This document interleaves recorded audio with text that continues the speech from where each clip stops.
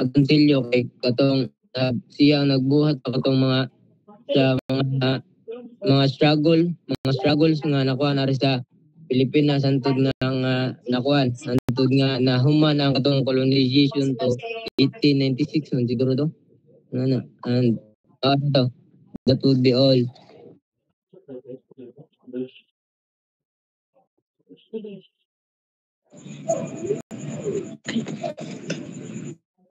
May guwapa may kagaling na hindi agad yung tinga Pilipina version. Yung sila kay tuhan na tutaan. Yung mga kay Pilipina version kay anak ka din malaya. Ara si Mayor, ako na lang. So, thank you, Group 10, no? Ang ning report, no? Buti kayo. Wala.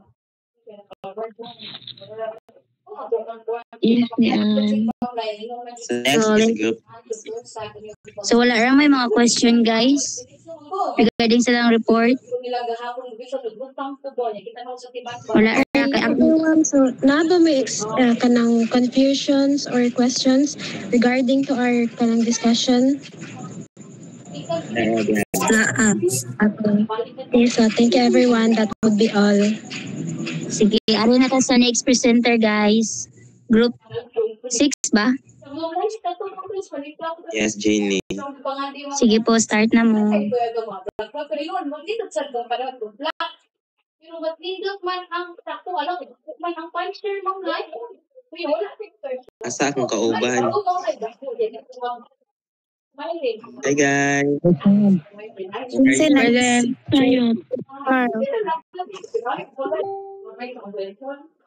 Guys, isend na lang sa ako kasi siguro. May pa ka na si. Ika na lang ang mo share screen day, okay na day. Oo, okay ra. Denzel. Send lang. Wala send, Denzel. Dili ko kabak na. Mawagtang ko sa Jimmy.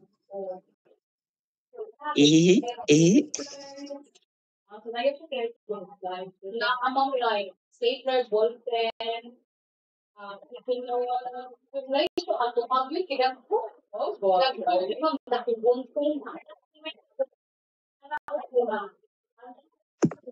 harvest ka pinagpaman siya ang live.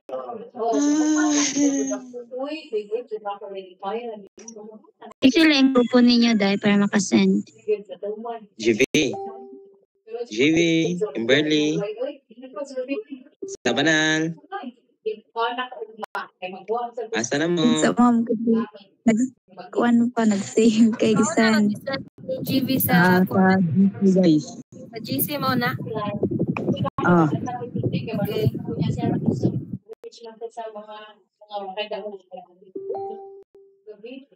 Hi guys.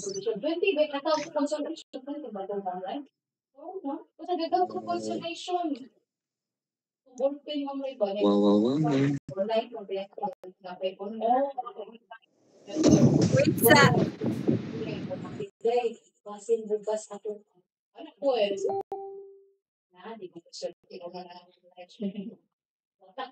Mana itong report? Matuog na talargo. Ay, joke, paminggo bitaw.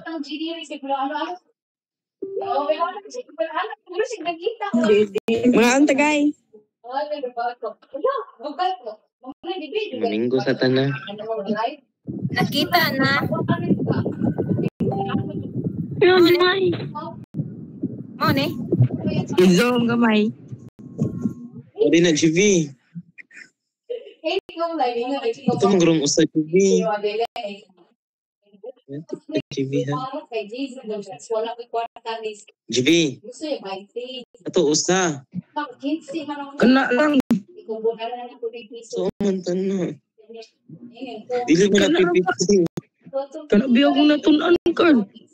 Kaya pa rin sila. Kana kayo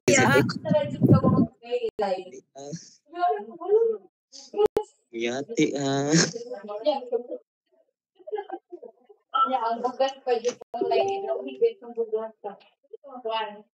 Hanggang din, may mamalik anak mo na mahalan mo. Ay, worry. Mahalan mo. Kung anak mo na may anak, mahalan mo. Among ko guys, basta dili lang pa ho. Ano dito? Kompleto ra ta guys. Mahal mo lang ipunan mo na ako. Ito lagi ko sa GB. Kana lang. Kapag nagpasod, nagpakya kami. Kuan man na ka ng, so ano, mura man na, infographic. Mao lagi na card. Okay, Vincel. Mo lagi na naaram na nimo. I-report. Hi. Ang gaspan, marag order. Hey guys. So, we're the group 6 and we're the second presenter for tonight. Yeah. So, predict analysis of historical sources. So, we have primary source. We have Custom of Tagalogs by Juan de Plasencia, and secondary source, the Philippines, a past revisited by Renato Constantino. So, the Custom of Tagalog by Juan de Plasencia, published in 1589. He wrote in the late of 16th century at the request of the Spanish king to document the social and cultural practices of the people of Central Luzon. And next is the secondary source by Philippines, a past revision by Renato Constantino. It was published in 1975. It's a groundbreaking reinterpretation of Philippine history that challenges dominant colonial narratives, nationalist and anti-colonial perspective. And also, the Custom of Tagalog by Juan de Plasencia, a fresh-hand look at pre-colonial Tagalog society, custom, and tradition from colonial perspectives, while the Philippines, a past revisited by Renato Constantino, focusing on the experiences of the masses and impact of colonialism. Thank you. Next.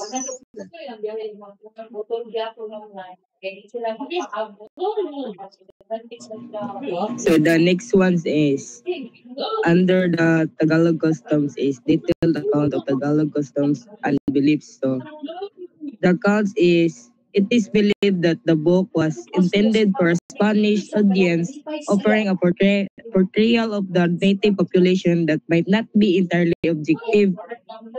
And kanang book was biased, which is his account might be influenced by the Spanish colonial agenda, cultural misunderstanding, and that might misinterpret and misunderstanding certain aspects of Tagalog culture, leading into inaccurate representations and under the so kang kuan sa kang Constantino kay kuan. Constantino writes from a strongly nationalist and anti-colonial perspective, focusing on the experience and agency of the Filipino masses as opposed to the colonial elite and foreign powers. Ang gi-highlight ni Constantino dere kay ang exploitation, oppression, and resistance that define the nation's struggle for independence katong during the colonialization katong ang iyang gipokusan siyang book kay katong pag-suffer sa mga Pilipino, mga Tagalog sa pag-colonize sa mga kuan Spanish ug mga uban pa. So next is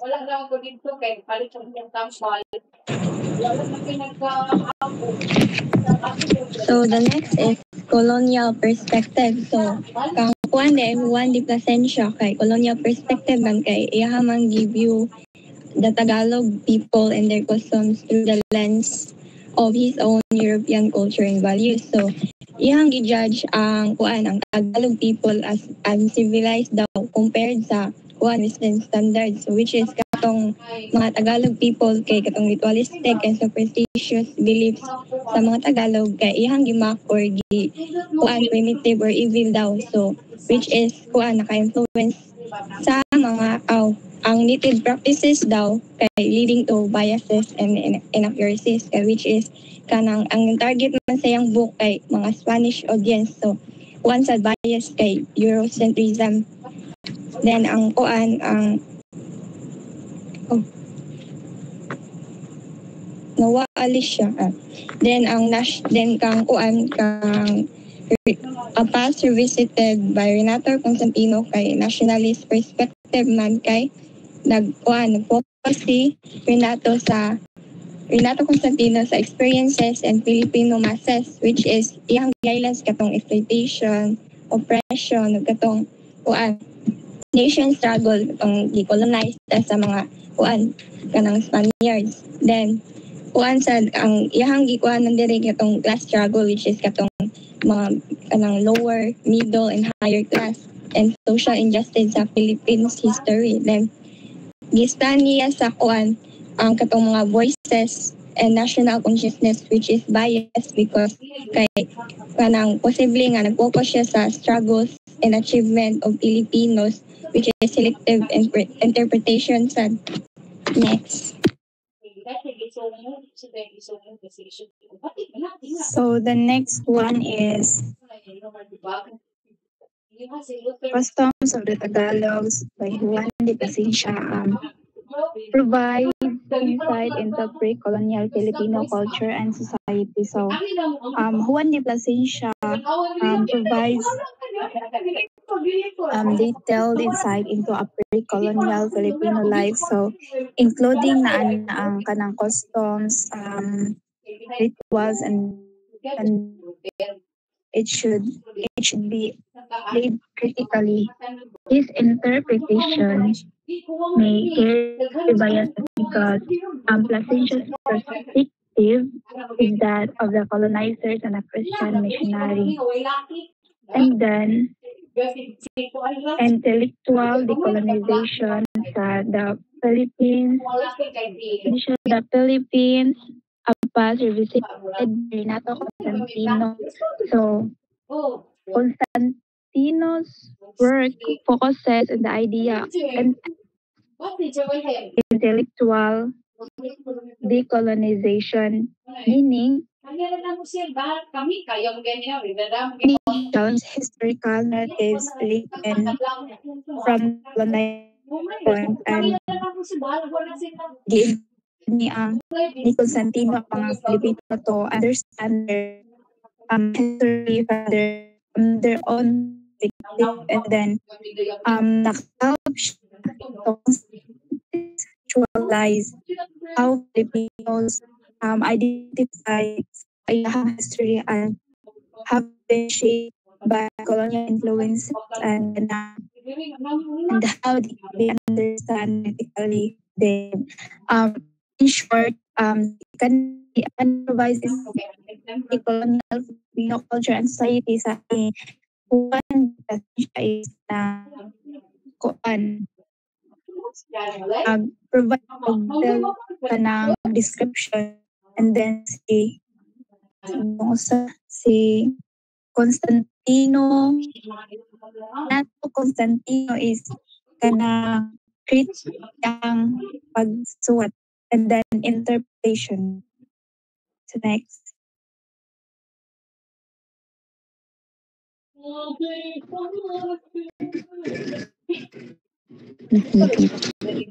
If everyone, so let's proceed to the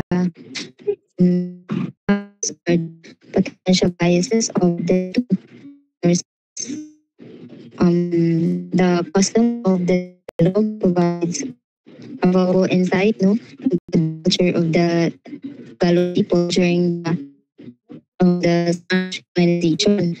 However, this may be influenced by biases. So the first one is the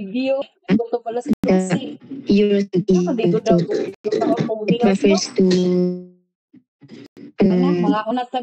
view the world from a European perspective. So since si Juan de Plasencia is kanang he is a European, he might have used magamit siya og mga European concept to describe the Tagalog culture that potentially could lead to mga or may mga potentials na dili na fail.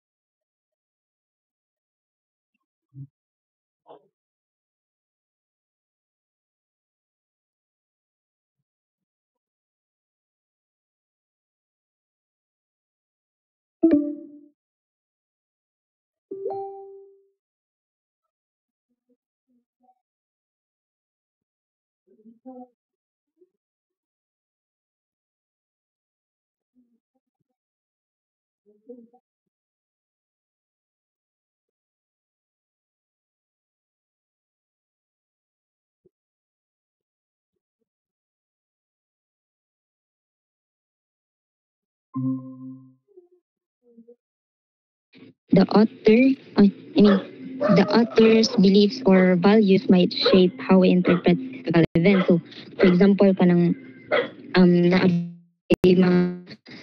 may mga certain idea na i-downplay niya that is contradicting his perspective, no? Kanagong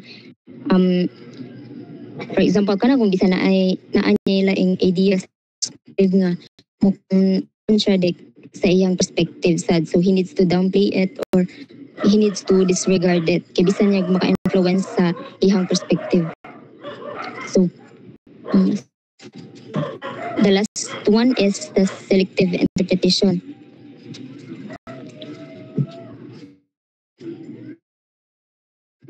Okay, so here the author kanang selective interpretation mo, so bisan ang author gud bisan gud magpili ra siya og mga specific facts or mga specific events to support his perspective that could lead to downplaying some relevant information or kung bisan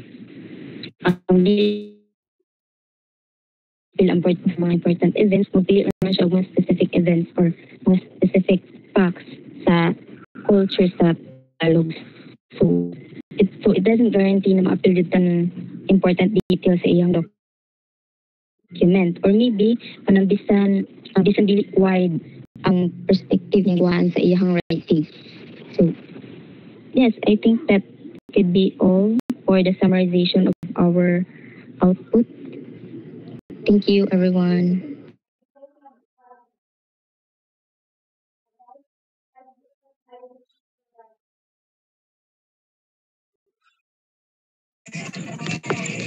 So everyone, mana mo? Wala to sila? Mama. Yes. Okay. So let's proceed to the next group, which is the group 7.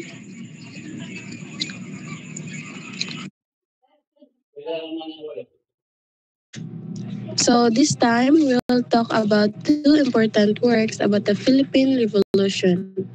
First is Aguinaldo's mga gunita ng himagsikan is primary source because it is his own memoir, while Elita's Passion and Revolution is a secondary source because it was written by historians, and both gives us different but important views of our history.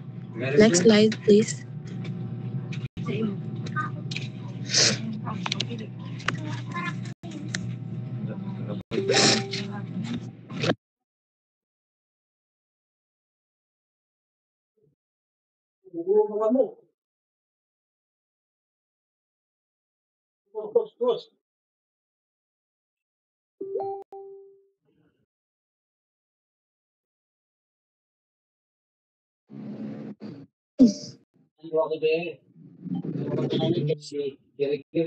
Dili ka man na ako Next slide naman pa man guro.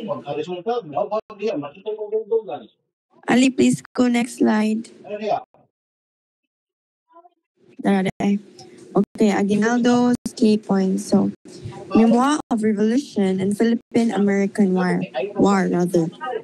So, what is it? So, it is a personal story written by Emilio Aguinaldo, sharing his experiences during the Philippine Revolution and war against the Americans. So, justifies leadership decision. Example, Bonifacio, U.S. surrender. So, he explains the why he made a certain big decision, like what happened to Andres Bonifacio and why he surrendered to the U.S. So the strength here is it is a first-hand account. So why is it important, or why is it called first-hand? Because meaning Aguinaldo was part of the story of what happened between the Americans and the Filipinos. So while the weakness is biased or self-serving. So biased thing is he could just be trying to make himself good or justify his action even if others disagree. Okay, please go next. Okay, so Elieto's key points. Revolution explained through the passion, cry, suffering.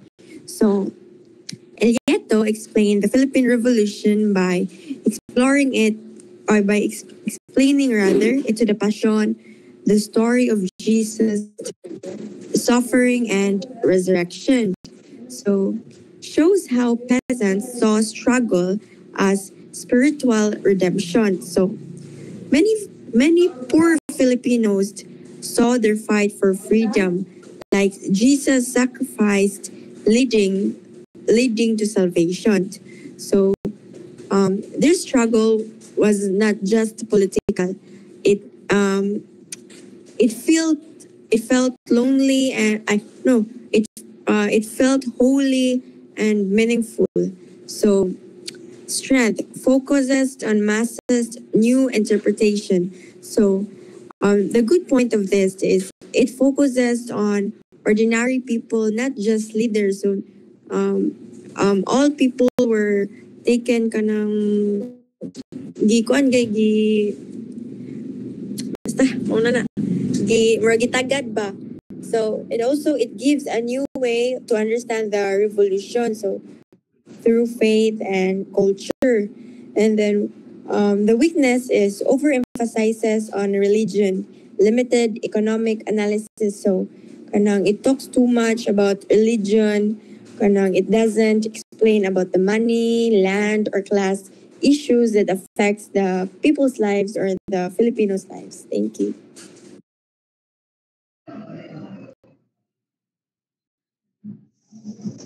So the next is the historical value. So first, kay Kang Aguinaldo. So it reveals leaders' perspectives and political struggles. So Aguinaldo's book tells on how the leaders, it's their point of view, like their perspectives on about the revolution, yeah, and the political struggles that they had faced. Yeah, while Kang Eleto Kai highlights popular consciousness and culture, it shows in the book that on how the ordinary Filipinos understood the revolution through their culture and faith, highlighting the role of the popular consciousness or the common beliefs or the mindset of the ordinary Filipino that time, not just the leaders in shaping the history. So kana silang duha, the primary and the secondary sources kay both shape how we understand the revolution. So together, Aguinaldo shows the leader side, while Kang Eleto kay shows the people side. In that way, we can understand the revolution both from the above or from the leaders and from below the masses. Thank you. So next is the comparisons of Aguinaldo and Eleto. So Aguinaldo, elite insiders defending legacy. So Aguinaldo represents the elite insiders view, focusing on leadership decision and defending his own legacy, while the Eletos represents the scholars view, giving voice to the common people and showing what the revolution means for them. So both are important but use different lenses. Both perspectives they provide fuller and more balanced understanding in history. So next. So in conclusion, Aguinaldo represents the details of leadership decision, and while the Eletos represents the meaning of revolution for common people, and both perspective giving or providing fuller and more balanced view of history. Thanks.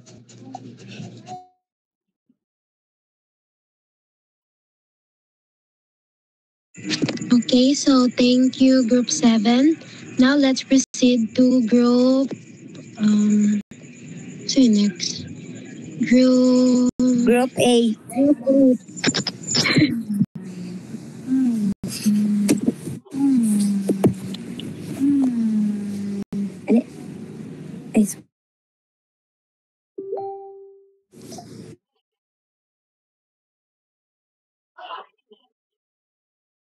Good evening, everyone. Madungog ako.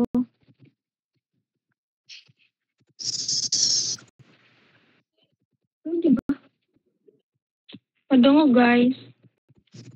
Oh, madungog ra. So, good evening. So, we're the next presenter, Group 8, and we will present our analysis of two important sources, which is the Sucesos de las Islas Filipinas, Antonio Morga, and Philippine past revisited Renato Constantino. Is next. Antonio Morga, Sucesos de las Islas Filipinas, na-publish na siya in 1609, written by Spanish official, covers Spanish arrival to late 1500s and show a colonial perspective. So, kanidian kuan ni Antonio Morgas is book na siya, so which is the Sucesos de las Islas Filipinas. It's one of the earliest historical account of the Philippines. So a first-hand account, it's reflect not only wala na siya nagkuan jud sa kanang historical facts but also sa kanang mga kuan biases nga attitude and sa mga katong nag-colonize sa ato ang mga katong administrator, but kanang very important ni siya kay na-considered ni siya sa kanang one of the most important work on the early history of the Spanish colonization of the Philippines. So, marata guys. So now let's proceed to Antonio Morga's Sucesos de las Islas Filipinas, Bias and Values. So Spaniards or civilizers, Filipinos the needing control. Bias towards Spain and the Church still shows rare details of Filipino life. So his writing is he often shows Spaniards as superior and Filipinos as inferior. But at the time, he accidentally preserved many details about Filipino cultures that are important to historians today. Next, please. So, Renato Constantino's Philippines, A Past Revisited, published in 1975, a nationalist historian, focused Filipino struggles and resistance, criticized colonial accounts. So, Constantino, on the other hand, he wanted to retell history of the Filipino perspective. He emphasized nationalism and the struggles of the people. Next. So the next one is biases and values.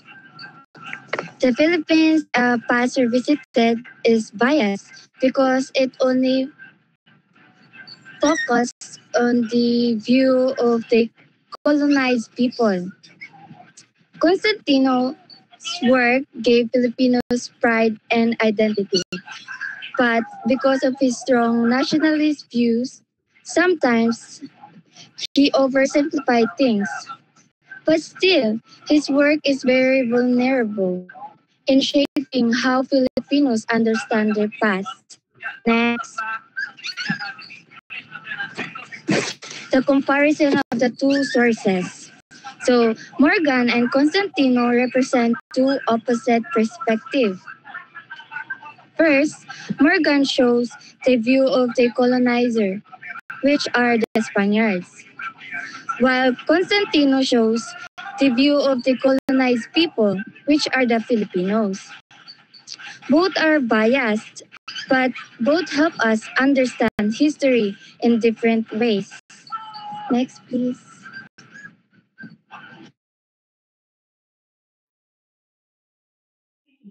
So, in conclusion, Morga, first-hand but biased, Constantino, nationalist but empowering. So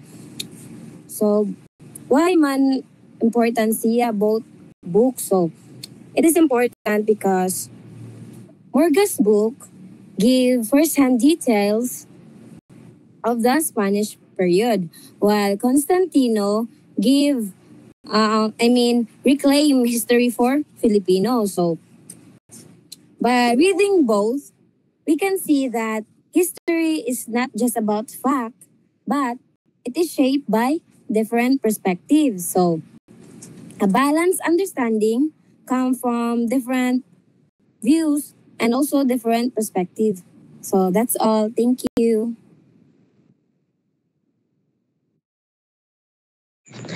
Okay, so thank you, Group 8. Now, let's have the last group, which is the Group 9. Talibo ko katasan ito eh. Aray.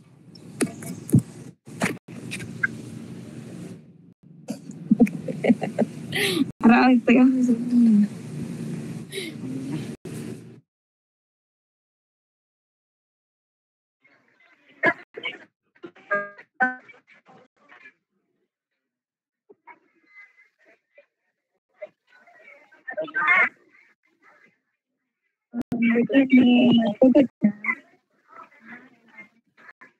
Yes, Jana, sugod na ta.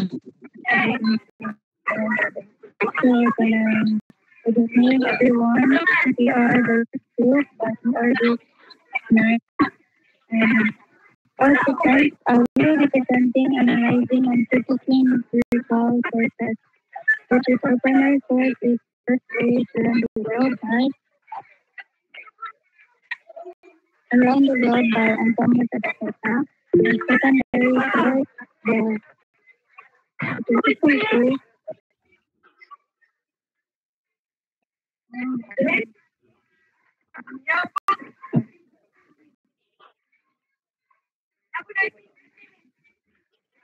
Hello? Okay na, madungan. Dahil naputol-putol. Putol-putol gyapon. Sige. Maator, pandali. Balikan ko.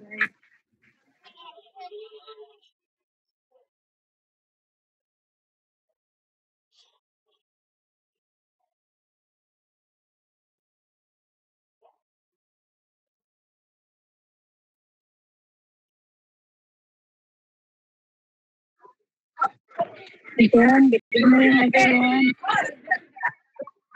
Okay na po.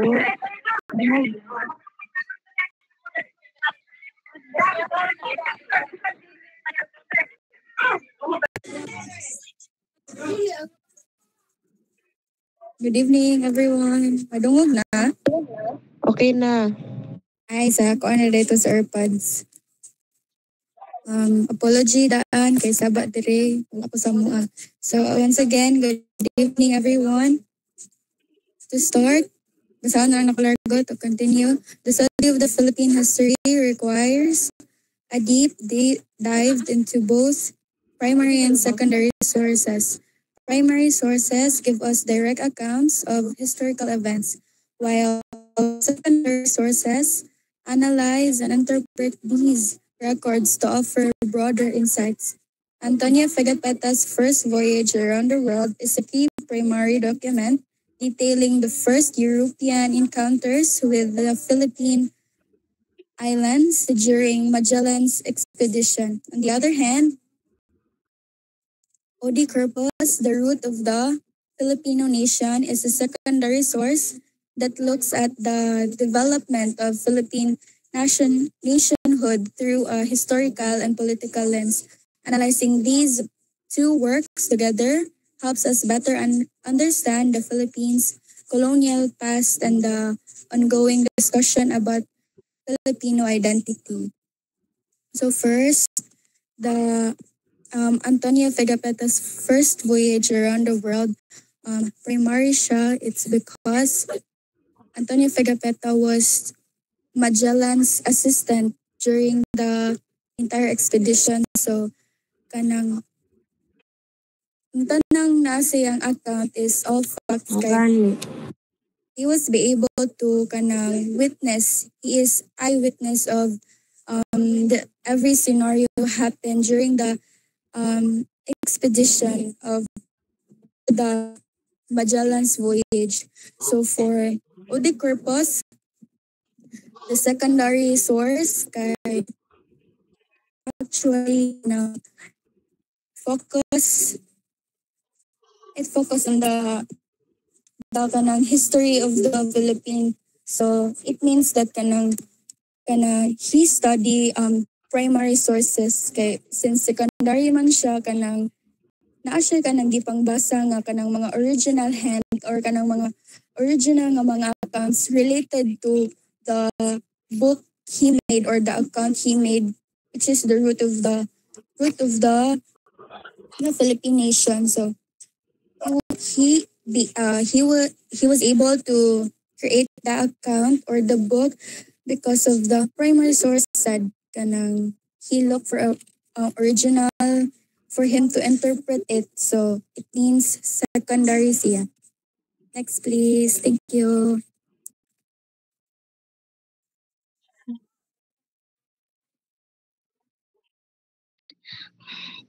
So our primary source is Antonio Pigafetta's first voyage around the world. So Pigafetta's writing, short overview lang dyan ading Pigafetta's book is Pigafetta's writings tells about Magellan's voyage and experiences here in the Philippines from 1519 to 1522. And nasa dito the Magellan he described Cebuanos. He described the conversion of Cebuanos to Christianity, and of course the Magellan's alliance, si Raha Humabon, and the Magellan's death in the Battle of Mactan. So Pigafetta's route as European and Catholic knight. He admired Magellan and Christianity, so he showed Filipino as either primitive or exotic. Primitive, when I say primitive, everyone is primitive is undeveloped. So that time ko no kay wala ko na tay mga simbahan, wala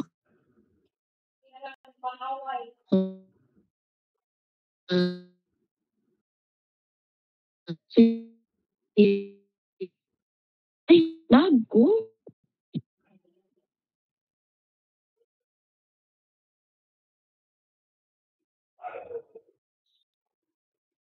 Hello.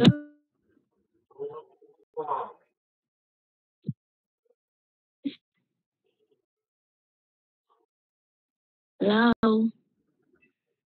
Hello. Guys, lag ko guys. Okay na. Lag ko Putol-putol kagamay siya. Mubalik ko, no? Dili. Asa ko dapit na putol si ka? Balik ka lang tanan siya. Okay, balik ta. Okay. Imangutana ko si Kai kumanan eh. Sabi. Ayoy! So, our primary source is Antonio Pigafetta's first voyage around the world. So, Pigafetta's writing tells about Magellan's voyage and experiences here in the Philippines from 1519 to 1522. So, he described the conversion of Cebuanos to Christianity. And nasa dito, the Magellan's alliance with Raha Humabon and Magellan's death in the Battle of Mactan. So Pigafetta's route as European and Catholic knight, he admired Magellan and Christianity. So he showed Filipino as either primitive or exotic. So when we say primitive, everyone is primitive is undeveloped. So Filipino kuno kay walay mga that time kay wala kuno yung mga simbahan, wala kuno yung mga armas, wala kuno yung mga bangka, which is nag-exist man siya but dili lang jud ka level nila. And exotic means unusual or strange. So iya gi-describe ang food o clothes sa Filipino nga unusual kuno, which is normal ra siya sa mga Filipino that time. Pero unusual lang yun sa ilang tanaw. Ilang yun sila. Dili dahil. So, he justified Spanish action as novel while less ang rule daw sa mga native Filipinos that time. So, but his book is very important because it is one of the earliest book about Philippines. So it shows that it tells about the pre-colonial life, politics, and culture. But basahon lang jud siya tarong kay it reflects Eurocentric viewpoint man good. So when we say Eurocentric is Eurocentric, looking at the world mainly as European. So they believe na they are the standard. So if you act as a European kuno, it means you are noble. But if not, then you are uncivilized or strange. Okay, they are the standard man, of course. So the strength of Pigafetta's book is the strength of Pigafetta's book kay it is detailed description of places, people, events. However, its weaknesses is it is bias. It is colonial bias. It is partly reliable through in recording events like Magellan's death, but it's shaped by Spanish interest, my God. So yes.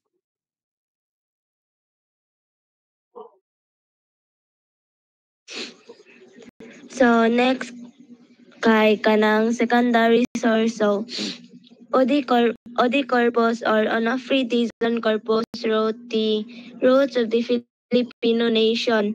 So this book tells the story of the Philippines from pre-colonial times to the Spanish and American periods. It explains how laws, leadership, and social changes shape the Filipino identity.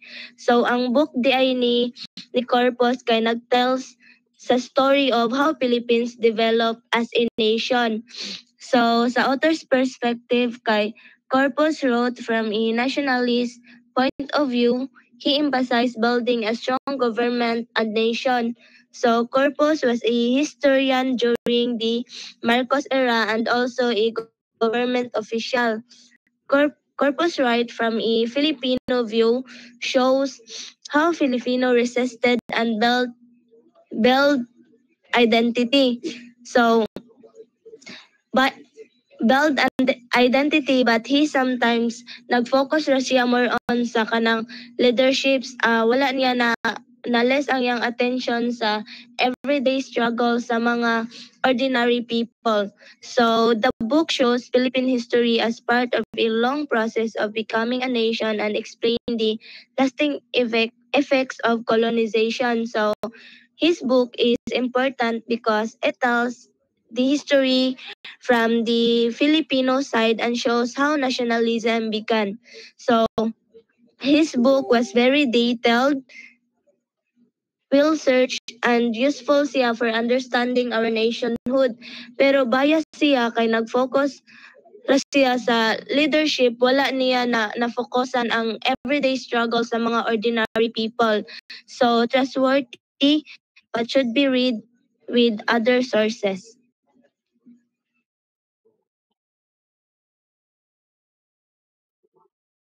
So next, Alicia. Comparison. So, are sa similarities. Both are essential for understanding Philippine history. Both provide insights into the colonial period and its impact. So, on what has been already said by Sir Jay, the past shapes us kung unsa ta karon, kung unsa ng Philippines karon. So, sa mga nahitabo during the colonization, helps us to understand more nga unsa pay dapat buhaton for us to be a better makastanta sa tungod as a Filipinos. For differences, Agapeta offers immediate descriptive details from a colonial viewpoint. Corpus provide a broader nationalist narrative. Agapeta is a primary source while Corpus is a secondary interpretation. Agapeta reflects 16th century European views, while Corpus reflects 20th century Filipino nationalism. Thank you. Next, please.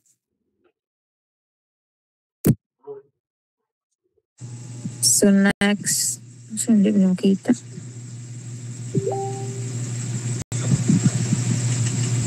Isa, ito mo makita. There. So next is the conclusion.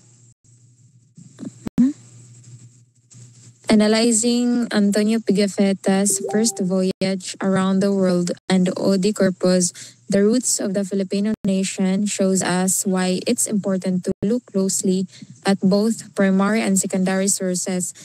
Pigafetta's account give us vivid details of early European-Filipino contact, but his views are colored by colonial and religious biases. Corpus's work explains how centuries of colonizations shaped Filipino identity and nationalism, though his own background also influences his writing. By comparing these sources, we can see how different perspectives have shaped our understanding of Philippine history, and we learn that critical thinking is essential for understanding our past. So, Antonio Pigafetta's accounts gives first-hand details of early meetings between Europeans and Filipinos, but his view is biased because by his religion and culture. And Odi Corpus explains how colonizations shape Filipino identity, though his own background also affects his writing. So by comparing these both shows us that history looks different depending on who tells it. This is why we need critical thinking to truly understand the past. So that would be all. Thank you.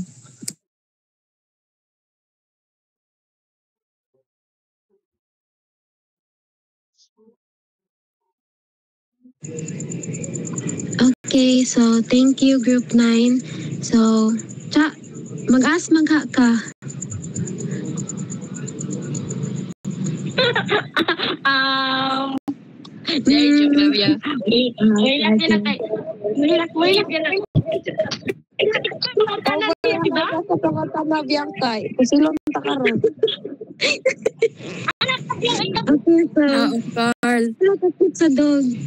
Okay, so thank you everyone for your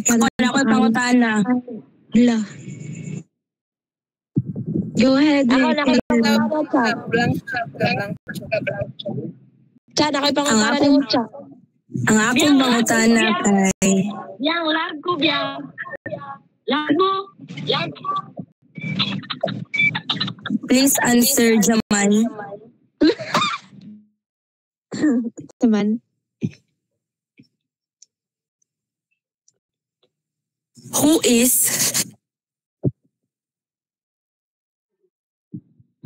me? Okay na, oy. Para mag-dispose na to. sige na ikim na alpak. Dili ko ba?